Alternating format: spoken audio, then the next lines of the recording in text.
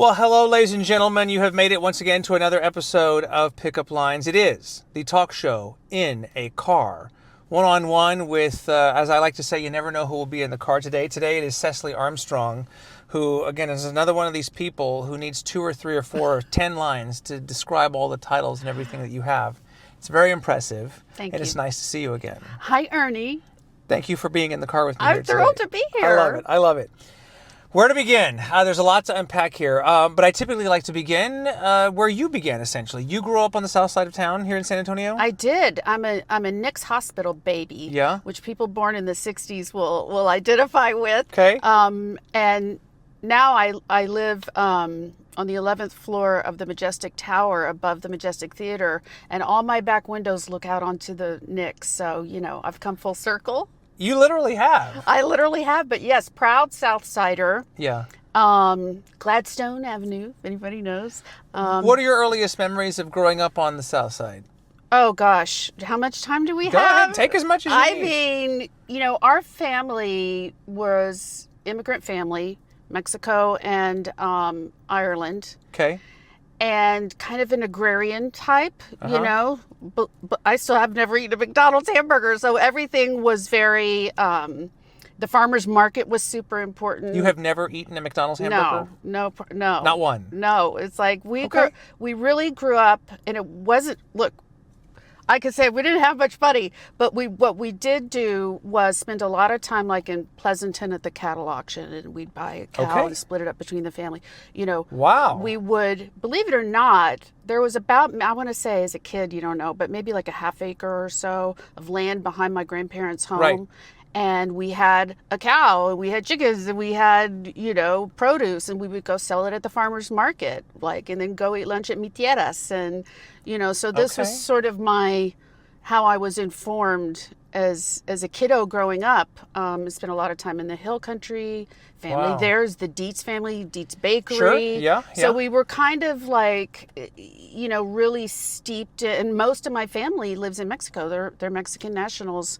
So as a kid, every summer, spring break, everything, I was in Mexico with my primas and tias and all of that. And also Harlingen. So my tias lived in Harlingen. We'd be down in Harlingen, come back with love those ruby reds, come back with those ruby reds. So that's sort of but then my mom went to work for Data Point. Yeah.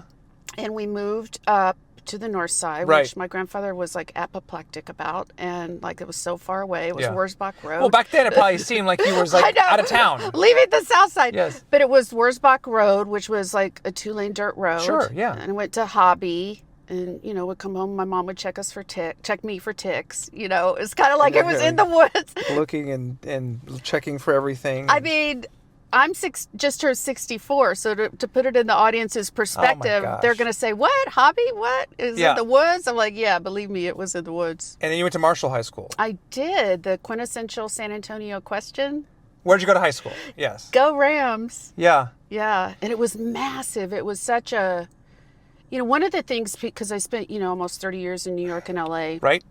And one of the things when I first started going to New York, I went on scholarship with Alvin Ailey Dance Company and Martha Graham Dance Company when I was 15 and 16 years old. Right. That's what first got me to New York.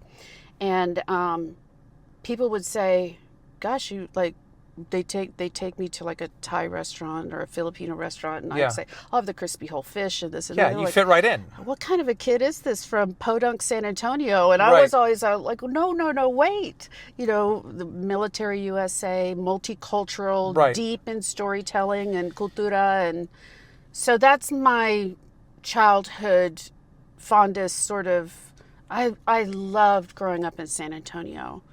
And I was always an incredibly proud San Antonian in New York and LA. I mean, really, I wasn't one of those people who was oh no, I'm from, I was, and so, many, many times, Ernie, that worked to my detriment. Yeah? Yeah, I had to really, I became quite a big, well-known magazine editor at the time when magazines were everything. Yeah. My timing was very good. It was. Yeah. But this was at the time when I didn't really fit in so much at Condé Nast. I did work for a time for Glamour over there, but I was a little too ethnic leaning. Right. Although I don't look that way, Okay. but how I am as a person.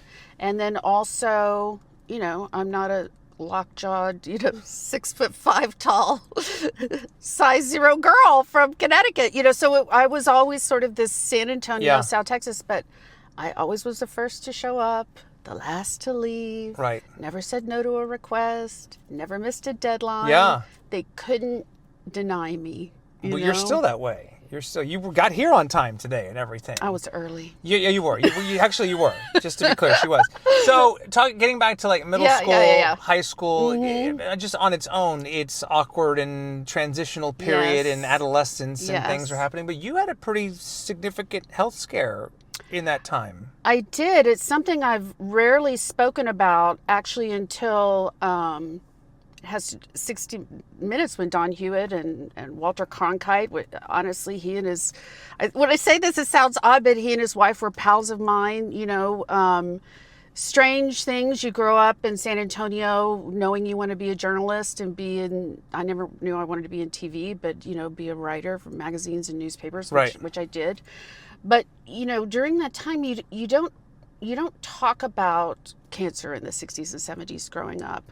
But yes, I grew up, I had, and I don't really love that cancer survivor word. Right. But 3 major, life-threatening cancer diagnosis. If anybody out there knows, I'm a DES baby. That's a whole nother thing to talk about. I'm healthy as a horse. But I did grow up in a lot of time in hospitals. People I went to school with probably just thought, wow, she never comes to school. You didn't really talk about it. She's skipping school again. Yeah. But really, I was at the medical center, which was another reason my mom took the job at Data Point, so I could be near there. And as a friend of mine, Justin, says, who's also a boomeranger like me, I call us boomerangers that have moved back. He said once, all roads lead to San Antonio. And I have to tell you, when I came, what started bringing me back, and I can tell you about that, but one of the things was I was doing sort of an expansion and turnaround on San Antonio Magazine 2 owners ago. Yeah. Now Jennifer McGinnis is there, and Hearst owns it, and it's top notch. Right. But in any case, they were doing an event, and I said, well, there's no nonprofit attached to this. Let's attach a nonprofit. Long story short, I said, well, how about somebody cancer? I'm like, cancer. Yeah, sure. And at the time, it was Pam Burdick, and it was CCC, Cancer Center Council, but they just became CTRC, which then became MD Anderson, which actually I was a spokesperson for in New York. Wow. And I completely had a paradigm shift because the place that I was bringing on board saved my life many times. Crazy. And I thought, okay, this is where I need to be. Yeah. Here's your sign. Yeah. It's like, this is where I need to be. It was one of a few things on a checklist, Ernie, that I said, San Antonio. Yeah. Keeps coming back to San Antonio. Antonio. Good place to take a time out right there. We're just getting started with Ceslie Armstrong. Among many other things, the CEO of Women in Film and Television, Texas, executive producer, publisher, host, magazines, the queen of all media. More with Ceslie when we come back here on Pickup Lines. Don't go away.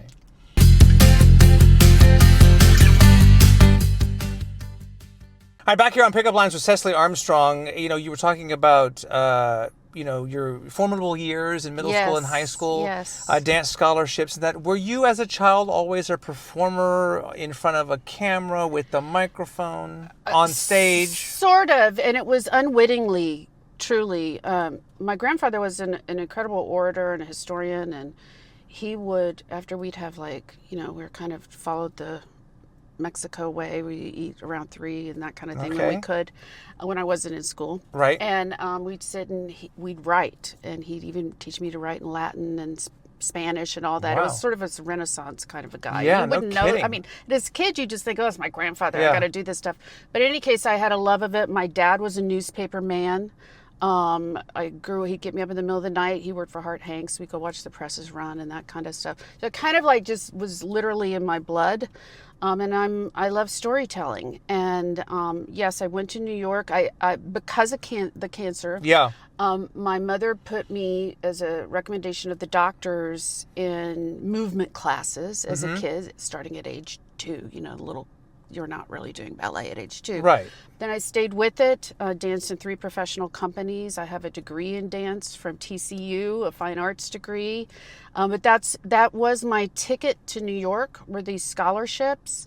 And I knew by age 15, and even younger, but I first went at age 15, that I wanted to be a writer. I wanted to be a magazine editor and a magazine writer.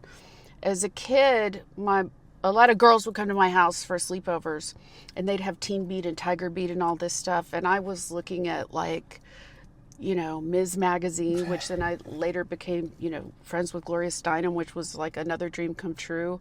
And then I would see Cosmo, and they were completely opposite, these 2 editors. I ended up working for Helen Gurley Brown at Cosmo. So the thing is, San Antonio, I had this sort of beautiful buffet of different opinions and ideas, and especially the culture. That's mostly what informed. But a shorter answer I'm trying to get to your question is that I never thought about television. It wasn't my thing. I grew up in the theater, grew up dancing at the Lila Cockrell Theater. Sure. Which, Lila was our North Star growing up. She was very instrumental in me moving back here, and I ended up doing a big project for her. Former mayor of San Antonio, among many, many other things. And we named an award at the Celestial Awards for her, which we'll talk about in a moment. We'll get to that here in just a little bit. But I was the kid reporter for Hemisphere for 1968. I think it was KMOL, if I remember. So it was my first TV gig. And then the Sugarland Express, which was Steven Spielberg's first film, directorial debut. My uncle owned car lots on the South, Loop 13 on the South Side. And that's where that was filmed. So, my mom took me out of school, and I was on that set every day. Well, as many days as possible, hanging out. And I think, again, just informed by circumstances and situations that I think I have been in rehearsal for life my whole life. Does that make sense? Sure. It's like your entire life is a production. Just lots of drama sometimes. Well, who among us doesn't have drama? Hopefully, yesterday was one of those days. Hopefully not, but I'm extremely comfortable in a storytelling environment, no matter what the platform is. Let's put it that way. And you've built your empire and your multiple brands around storytelling, but younger people will see this, and you made mention of Cosmo and these Teen Beat and magazines, and those are, they're I don't know if they're completely extinct, but they're obviously a dying medium. And TV, is competing now with the digital platforms and those kinds of things. Is it a little bittersweet? No, not at all. Newspapers as well. I'll tell you why it's not. I had the great fortune early on. We're talking in the mid '90s. To start having one foot in tech. And my mom was in tech. It was called EDP, of course, at the time. And she was one of the only women in San Antonio, her and another great woman that I grew up with her best friend. And so my mom used to say to me, Ceslie, everywhere you go, there's zeros and ones. And it really, from a very early age. Digital. I started understanding it. Single mom at that point. She'd come pick me up from work. Pick me up from school, go back to work, and put me in front of a big Univac Burroughs machine. I could still do 10 key by touch like nobody's business. And the punch cards would come through. This is when she worked for Tesoro. And the punch cards would come through. So I kind of grew up with these big machines and technology, and I understand it. And so I'm sort that computer was like the size of a washing machine or something. Oh, it was a whole room. On my Apple Watch, it was like the 2,000 square foot could fit away. So I kind of was very comfortable with it. So very early on, I was on the team, for instance, at NBC Universal that created Hulu. It was very, very early in streaming. We did a 6-camera for for Time Warner at the time. We did a 6-camera live audience, the You Better Show, which is a brand I own and a show. You can see it out there floating around somewhere. Yeah. But they couldn't get the compression technology to get it through the pipe, so they ended up putting it on linear. So yes, I was very early. I covered 38 seasons in New York Fashion Week, was an official broadcaster. I was the first one that brought in a live stream, and I had my own set in the main tent, and we live streamed, and that was 2010, maybe 2011. So I've been way ahead of your time, very early in the media and entertainment industry is a technology industry. Yeah. As much as people want to, in my consulting practice, I build business plans and stuff around this and advise, which is what started bringing me back to San Antonio, was doing advisory work for private equity firms on the East Coast that had like distressed assets in San Antonio. And they'd say, who's that woman we know that's from San Antonio? It's always talking about San Antonio. Let's get her down there. They'd send teams of people down here, Ernie, you pay them a fortune, and they'd come back and say like, we don't get it. Yeah. And they just didn't get the cultura and the whole vibe we have here, though, how we are and how we do things. I mean, I'm biased, obviously. I've often said it's hard to describe San Antonio to an outsider, somebody that comes in a minute or two. It takes time. Yes. You got to experience some of these things and take it all in on your own. And so pretty remarkable stuff. All right. Still more to come here with Ceslie. Again, we could do another series of shows just on her career and everything. And we're going to try to squeeze in as much as we can when we come back here on Pickup Lines.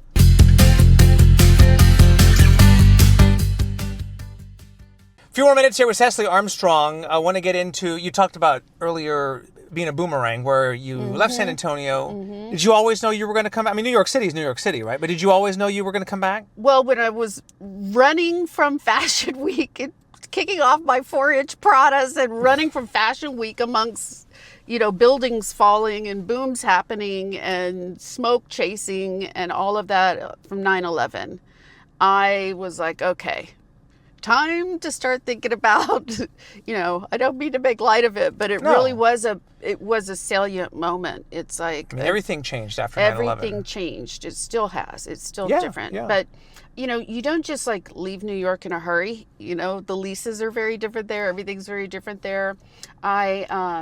I also lived in LA. I love hotels. I lived in a couple of great hotels like the Chateau Marmont and other ones. And then, and I used to love to come out of the Chateau Marmont and see the big billboards of films that were being made in San Antonio. Yeah. Hopefully we'll get back to that point. We're all trying, but so leaving LA was a little bit easier. I still go back. I still have a business affairs office there. I'm on the phone with LA almost every day. New York often, but. Yeah, I'm not leaving San Antonio. My business is here. I live here. Well, with the technology now, you can real-time video conferencing, the phone and everything. You can, and so you've come back to San Antonio, and again, just the branding and everything is just growing and growing. I know more recently the Women in Film and Television, which I think you kind of started the San Antonio chapter and then expanded to Texas. Yes. So this organization that here in Texas now is an official chapter of a global organization that was founded in 1973 by Lucille Ball era women and all of that. That just didn't have representation. Only a few years ago did you see women getting, awards and recognized for directing. I mean, think about it in 1970s, right? So Barbara Streisand even said in her recent gigantic book that if it wasn't for WIFLA, they call it WIFLA, she wouldn't have been able, they fought for her to be able to direct Yentl that she wrote. So just to give you an idea, 1973 founded, now we're over 13,000 members, over 50 chapters. Right. And I was associated in New York and LA. So when I moved back, there was a chapter that had started in 2019 in Austin. I joined that during COVID because I was hunkered down up in the hill country and it was a great time. But the global kind of governing body, WIFTY, it's international, reached out and they started pitching me on San Antonio. And they're sitting in Helsinki in Ireland and they're going, did you know about UNESCO and CIA campus and this and that? I loved it. They were first Academy Award winning film made. They're pitching me on San Antonio. I was like, okay, this is great. Yeah, I got to do this. Took some time to really say, like, is this you do this. This is a big thing. Right. And jumped in. We founded it as San Antonio, but we represented half the state because underserved and needed. Right. After our massive success, which you were part of, on our Lexus experience, I red was honored carpet. to be for the Celestial Awards, which was the first, the inaugural, if you will. Was it late last year? November 20. Yeah. And I was there, and it was a beautiful night. And I know plans are well underway for the next for the sequel, if you will, the second annual. I have some news. Yeah, but go ahead. Yeah. Oh, is this something you want to say here? Yeah. Okay. Well, yeah. Well, part of it I don't mean to interrupt you. No, go ahead. So what we did was we named a lot of the awards in honor of women. Yes. And one of them is the Susan Award for sports entertainment, because we cover all verticals of media. People say, oh, do I have to be in film and television to join us? Like, no, watch the credits run. Yes. We're talking transportation, publicity, carpentry, everything. We're a multi-billion-dollar industry of a lot of jobs. It's an economic development thing. Anyway, so Dr. Susan Blackwood, legend, amazing human being. Yes. So we named the Sports Entertainment Award for Susan Blackwood, who then the award was presented to, and then we turned around and presented it to Dr. Lisa Campos. Right. And so... news. What's that noise you make? And I was honored to be on the stage when that was presented. I was going to say, you presented it. You presented it. You were a big star. You were part of our cast. That, but thank you. You're part of our cast, of course. And please listen, come Nicholas back. Gonzalez was hosting that show. Heartthrob, actor. We did have a lot of celebrities, including you. Yeah, no. But in any case, so breaking news. So Jenny Carnes, the CEO, SA Sports. CEO and president of SA Sports, will be the recipient of the Susan Award. Oh, that's nice. nice. We have the Celestial Rising Award, which is a new one. We introduced last year, but now we're kicking it off.